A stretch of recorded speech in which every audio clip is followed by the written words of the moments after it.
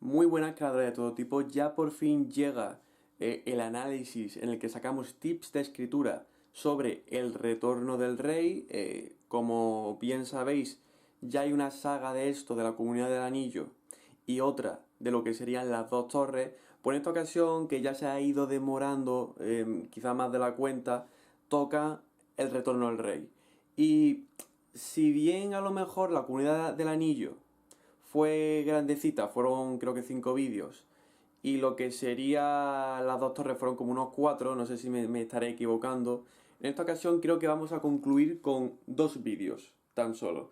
Por cierto, hago aquí un paréntesis. Quizá a los más antiguos del canal les suene el entorno este, ¿vale? Es donde yo empecé a grabar, al menos de forma oficial en YouTube. Así que continuamos con lo que estaba diciendo.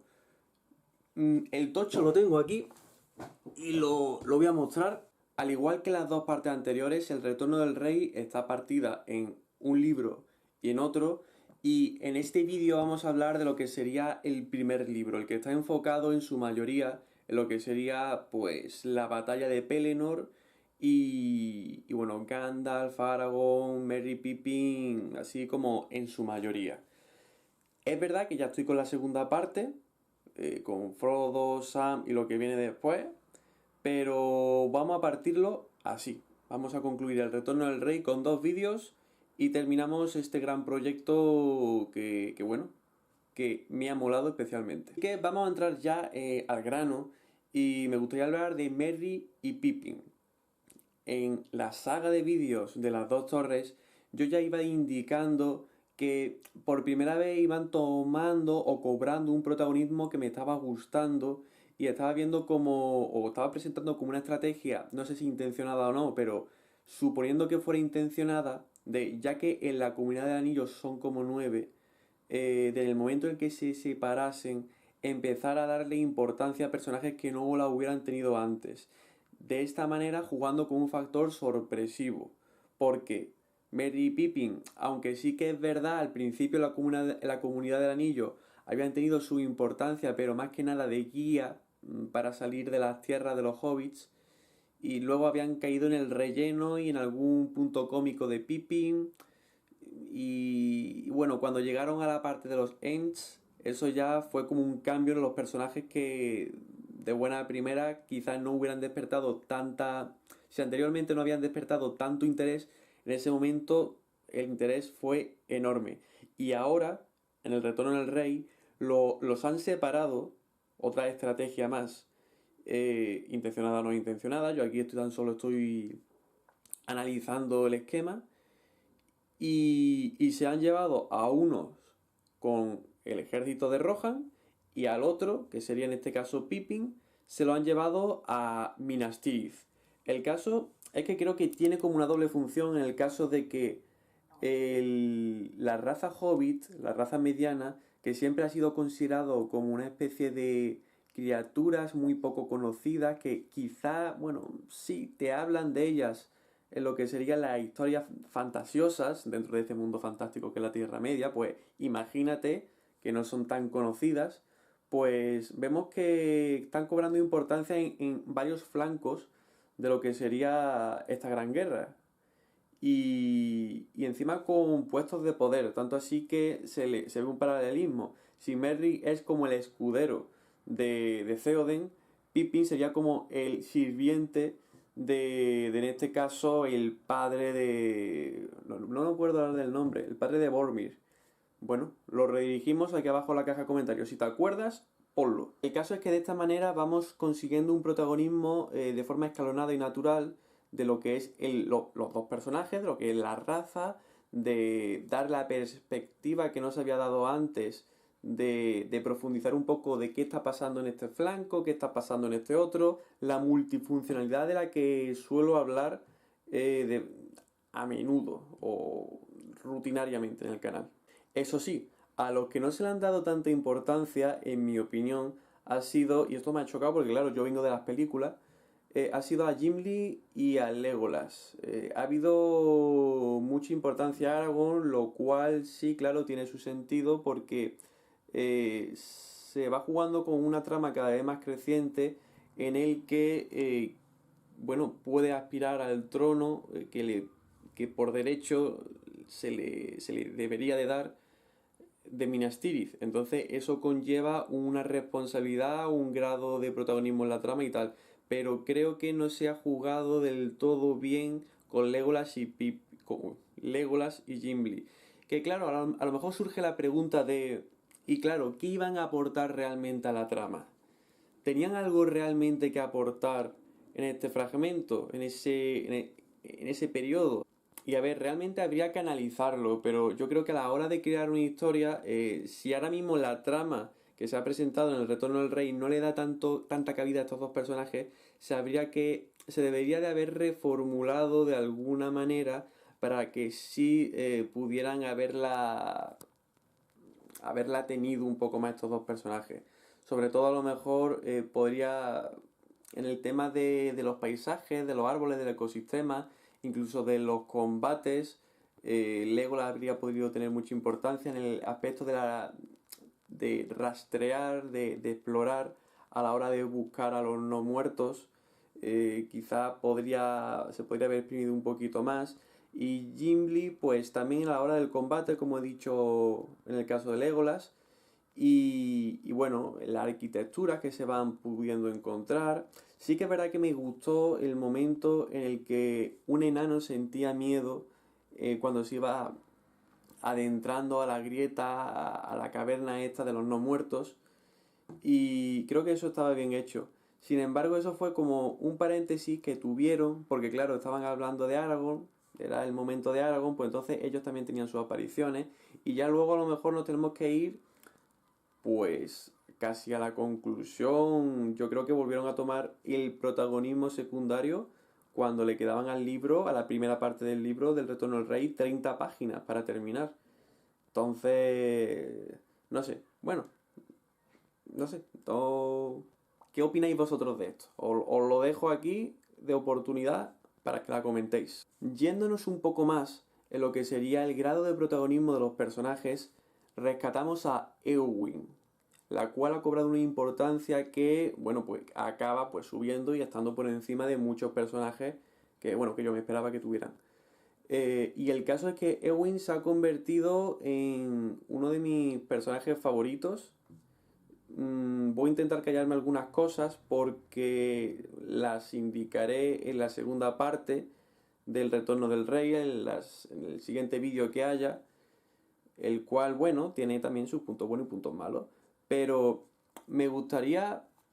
A ver, realmente no tengo tanto conocimiento sobre el tema del trato de sexos, de géneros que había en este momento. Y más es decir, en el momento en el que se publicó el libro. Y más aún en una literatura fantástica, épica, que sería, bueno, ahora mismo considerada fantasía clásica, fantasía medieval. Y claro, Eowyn se presenta como una mujer, pues luchadora, que quiere revolucionar, al menos de forma personal. Al menos no le he visto yo con interés de que su idea afecte a otras mujeres.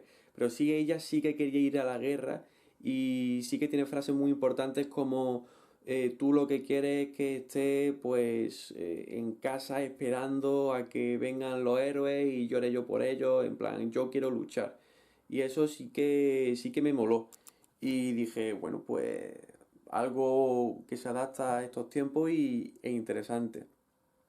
Sin embargo, hay algo que me gustaría señalar, más que nada, bueno, que realmente, aunque sí que tenga esta autonomía como personaje de poder decidir sobre ella misma, sí que hay un momento, en los primeros momentos en los que aparece Eowyn, se la pinta, y más aquí en El Retorno del Rey, como una especie de títere que acaba como enamorada perdidamente de Aragorn.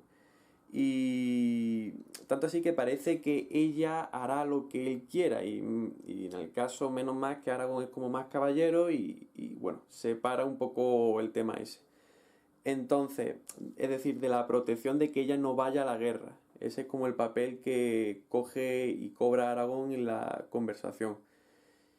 Y claro, a mí me choca porque, a ver, realmente la conducta de Eowyn también podría tener sentido en el caso de que cualquiera puede tener un flechazo de estos rápidos y caer como envenenado del propio amor y no querer separarse de la otra persona independientemente del género.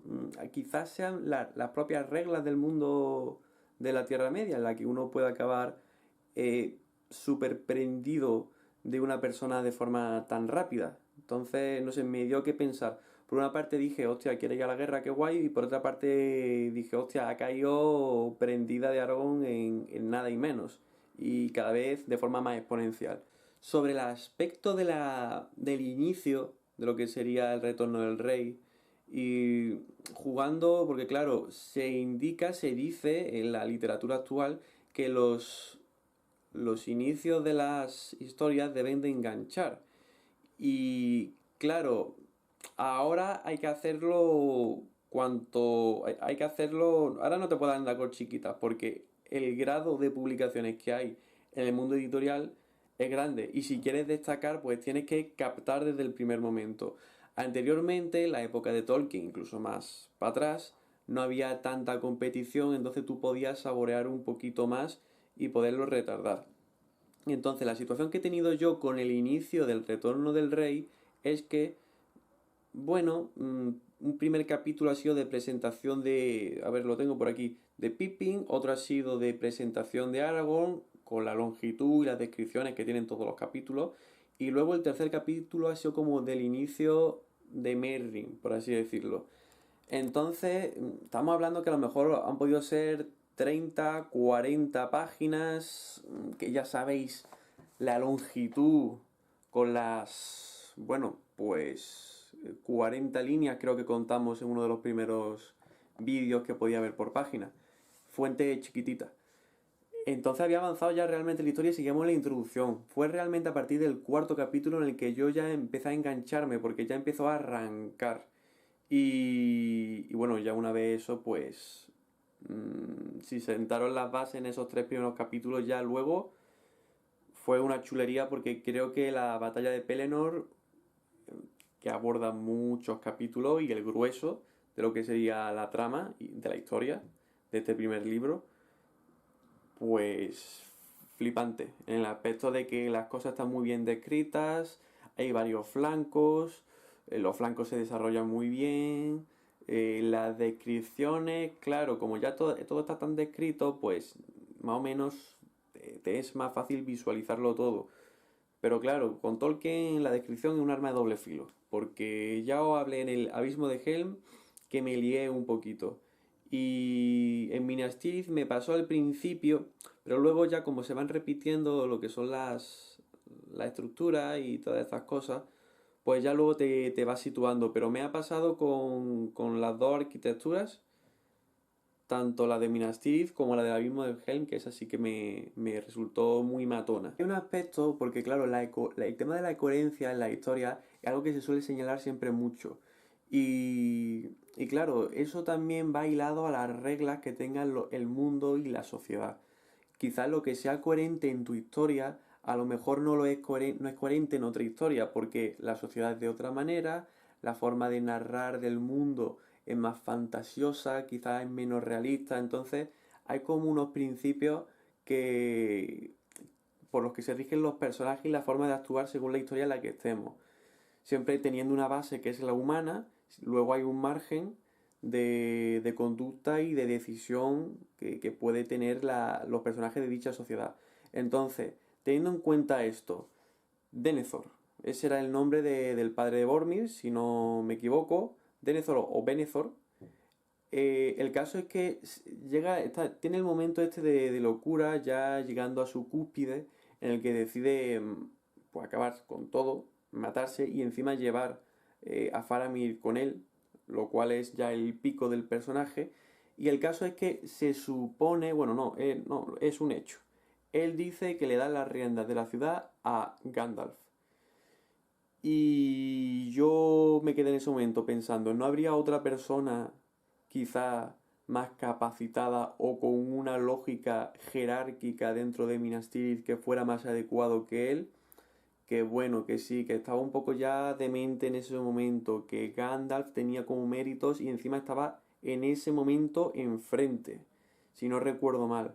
Entonces podría tener cierta lógica si nos atamos quizá a las características propias, que es lo que decía yo al principio, de la sociedad y del mundo que Tolkien ha querido plasmar aquí, hilados a la locura que iba cobrando Denethor con el Palantir.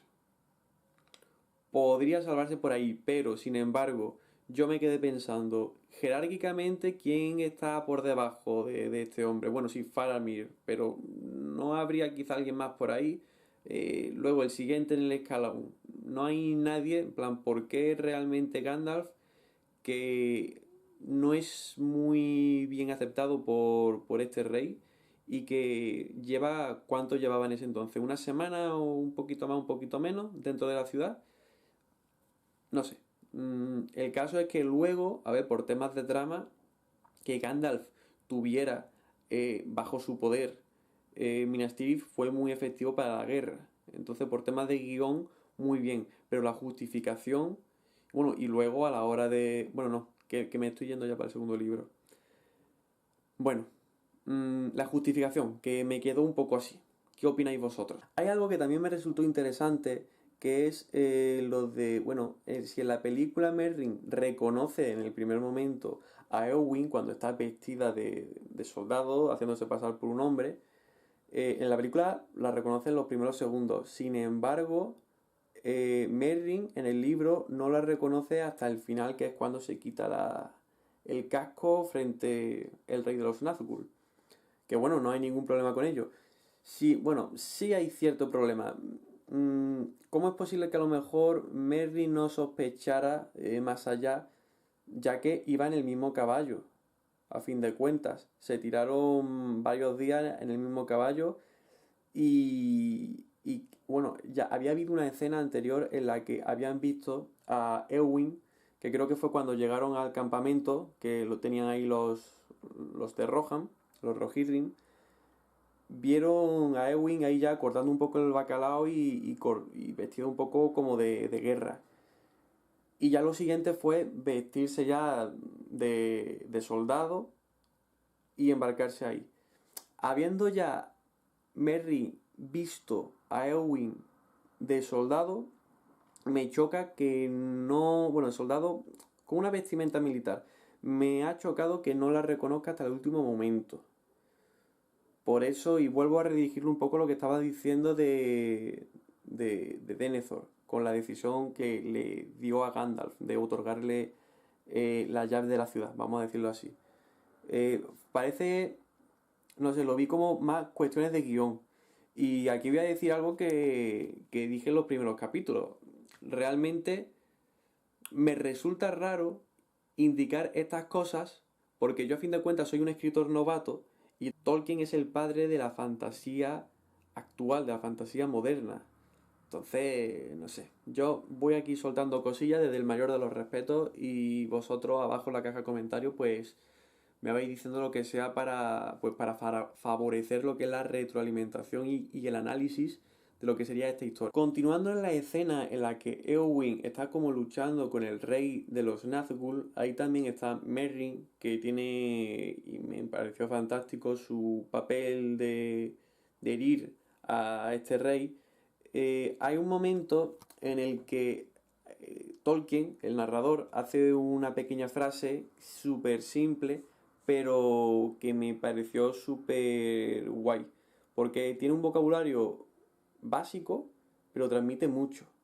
Y es la siguiente, eh, que al parecer Merlin estaba ciego y enfermo de terror. Ciego es una palabra simple, enfermo también, y terror, pues obviamente también. Pero, claro, estar enfermo de terror, sobre todo eso, lo del ciego también acompañaba. Pero a mí lo que me llamó sobre todo es enfermo de terror. Es como estar enfermo en una situación tan crítica que de repente te pones como enfermo de un sentimiento. de un sentimiento que no es el miedo, no es el susto, es exponencialmente, es decir, subiendo en niveles, terror, podríamos haber dicho horror, pero bueno, terror está también válido. Y no sé, son palabras al final de cuentas, creo que es lo que se busca en la literatura. Hablar de forma sencilla pero transmitir mucho. Y enfermo de terror, no sé, de manera a mí personal me llamó tanto que lo he querido meter en el vídeo. A lo mejor a vosotros no hace ni fu ni fa, pero también es la subjetividad de la literatura. Bueno, hablando también un poco sobre los caballos, creo que sí, en uno de los vídeos de las dos torres hubo un momento en el que hablé de, bueno, del trato que se le daba a los caballos, que parece que si en la actualidad son los típicos hombres que están diciendo, pues mi coche corre esto, pues mi coche tiene esta montura, pues que me sonó un poquito así cuando Gandalf hablaba en las cercanías de Rohan de su caballo Sombra Gris. Pues el caso es que a la hora de morir el caballo de Theoden también se le trata un poco como este caballo, hijo de este otro caballo. Me llamó la atención es el caso de hijos de pies ligeros, crin blanca. No sé, al final de cuentas son estas cosas los que quizá pizquitas, matices que diferencian una historia de otra. Hago un paréntesis aquí que estaba editando el vídeo y claro, lo del caballo es que a fin de cuentas en Rohan también están locos de amor con los caballos y esto también amplía el lore y amplía lo que es el trato y la relación que tienen con estos animales, incluso más allá de la muerte un poco, en plan, se profundiza un poco en estas monturas a fin de cuentas. Entonces, no sé, eso es un punto que quería añadir y ya está, ahora sí. Bueno, y ya realmente con esto concluyo. Con esto concluyo. Estos son como las extracciones interesantes que he querido sacar para rellenar este vídeo. Ya tenemos la primera parte del Retorno del Rey y bueno, me encuentro pues quizá algo menos de 100 páginas con la duración que tienen las páginas hasta que os he enseñado, ¿vale? Son tochas de determinar lo que sería ya la segunda parte del Retorno del Rey. Entonces yo creo que para la siguiente semana, por estos días, por esta localización semanal, encontraréis también pues ya la finalización de esta saga, del Retorno del Rey y al mismo tiempo del Señor del Anillo. Así que cualquier cosilla que me queráis comentar para que yo lo tenga en cuenta para ese vídeo, pues abajo en la caja de comentarios se puede indicar sin ningún problema. Y ya está, yo seguiré leyendo, seguiré analizando historias para crear mejores historias, para crecer como escritor y para que todo sea súper chachi guay. Así que nada, creadores de todo tipo, muchísimas gracias por estar aquí, estamos ya a las puertas del final y nos vemos. Hasta luego.